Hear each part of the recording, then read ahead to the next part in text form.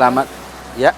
Di mana nih Pak Gundi? Ini kita Berada di selamat datang di purinya Pak Ngurah Rai, pahlawan kita, yang dimana beliau tinggal di rumah di puri ini beserta keluarga beliau, anak-anak beliau, ya, yang dimana putra-putra beliau itu ada 3, I Gusti Ngurah Gede Yudana, I Gusti Ngurah Ngurah Tantra, I Gusti Ngurah Alit Yuda.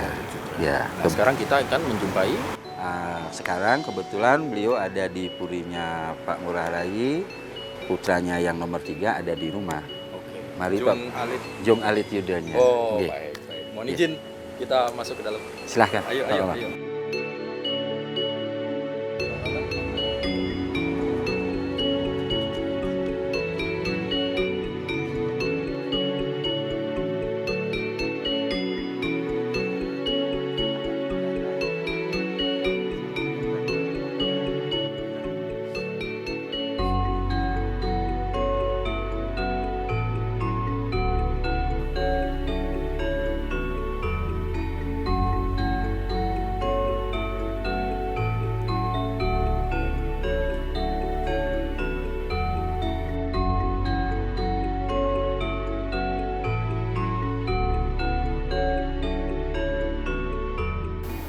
Mari Pak Bambang. Nggih, Ini ayah kami.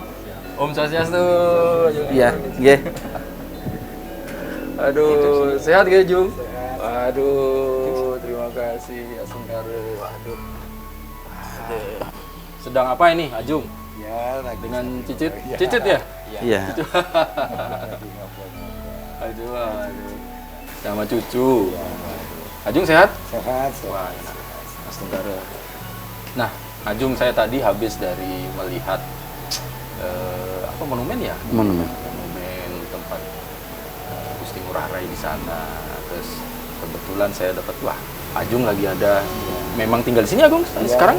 Ajung? Baik.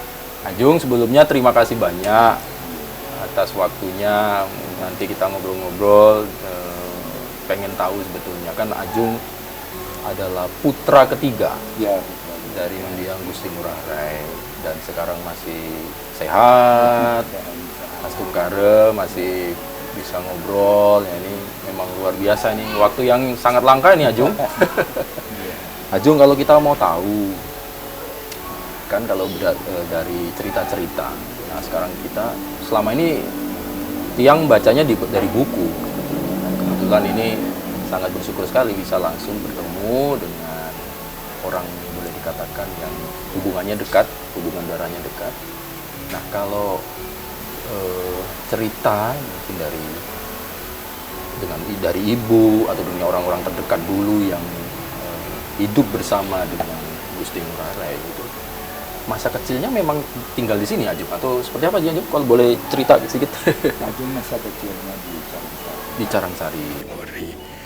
Dan puri beliau ada di Puri Ageng sana. Jadi setelah berkeluarga, pindahlah Ajung ke sini begitu.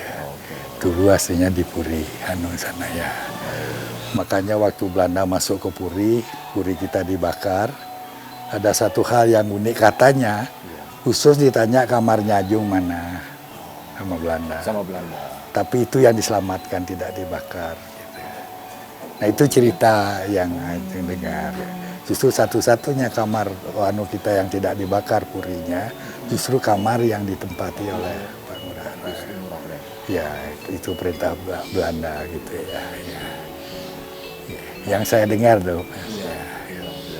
Ya. Lalu kalau cerita-cerita dari mungkin dengan mendiang ibu ya, yang kan kalau tidak salah berdasarkan cerita dulu masih di dalam nih Ajung. Itu sosok Ngurah Rai itu seperti apa?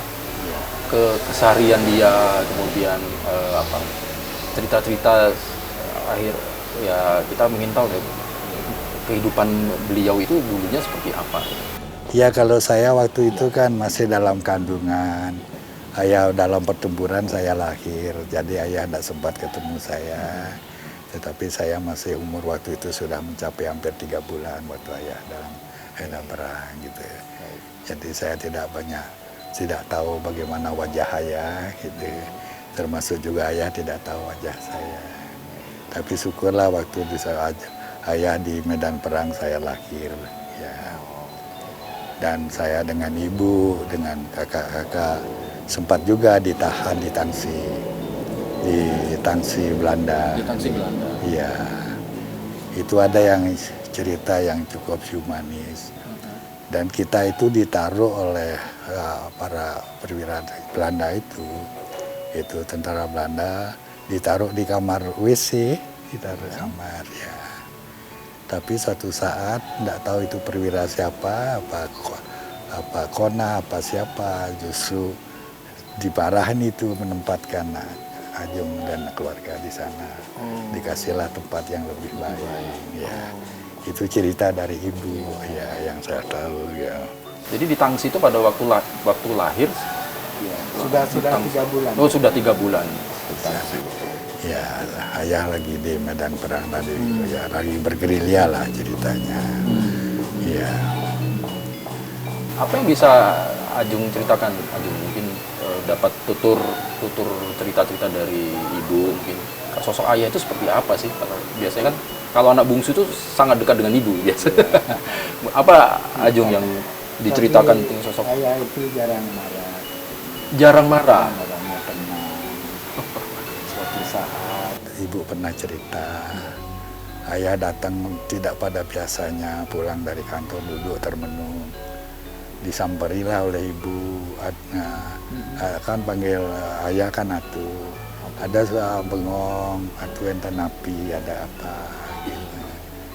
Nah diceritakanlah bahwa seseorang gitu loh, tidak usah kita sebut namanya, itu mungkin orang pro Belanda, itu mau dieksekusi. Padahal itu kawan dekatnya Ajung. Seorang penggede lah, tidak usah sebut namanya. Ya. Sehingga itulah Ajung akhirnya mungkin karena saking ininya Ajung minta supaya jangan dieksekusi. Itu yang saya tahu dari ibu.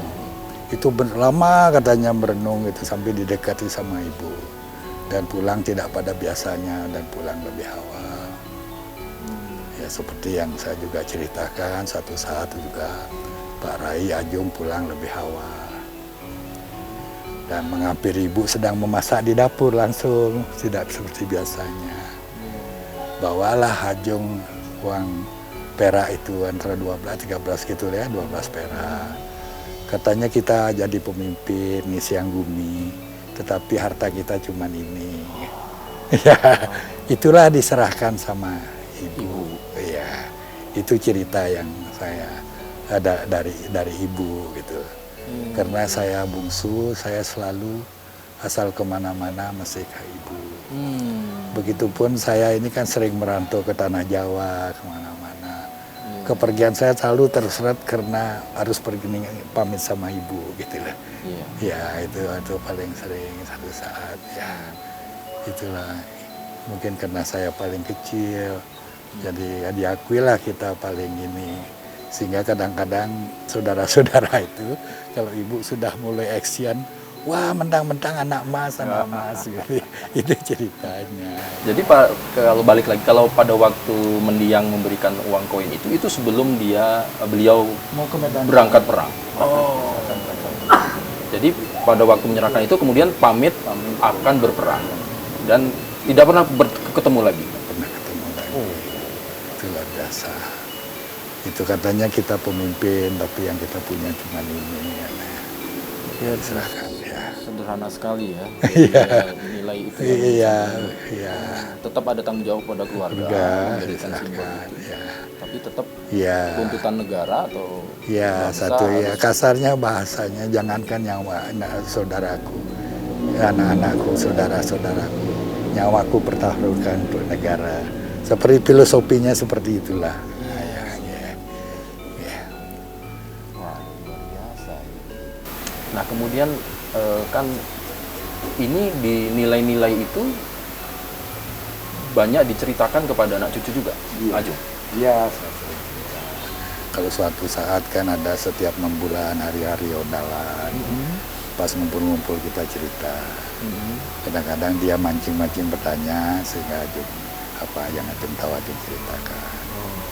Ya bagaimana mereka bisa menteladani kakeknya, eyangnya, ya gitu ya. Jadi kalau yang pesan yang didapat oleh Ajung dari ibu mungkin yang paling dekat atau juga mungkin paman-paman yang sebelumnya, jadi kemanusiaan apa lagi yang ada pada sisi Gusti Ngurah Rai ini selain orangnya tadi sabar, ya dia penyayang dan keluarga, pemerhati keluarga juga, kemudian apa lagi Ajung gitu? Patriotismenya? Katanya Ajung seorang itu sekali kalau perlu anak buahnya udah nangkap musuh. Paling enggak ini ya ayah untuk dieksekusi. Tidak tega. Tidak tega. Karena menganggap itu Iya, saudara. iya, iya. Termasuk itu para itu yang saya bilang sudah jangan dianggur gitu. Itu kan mau dieksekusi juga. Itu temannya ayah, anaknya orang artinya berkuasa di Bali. Apalagi pada zaman Belanda. Itu gak ngerti bisa ketangkap sama para pejuang. Gak tahu di mana ditangkapnya. Nah pada saat itulah ayah merenung katanya.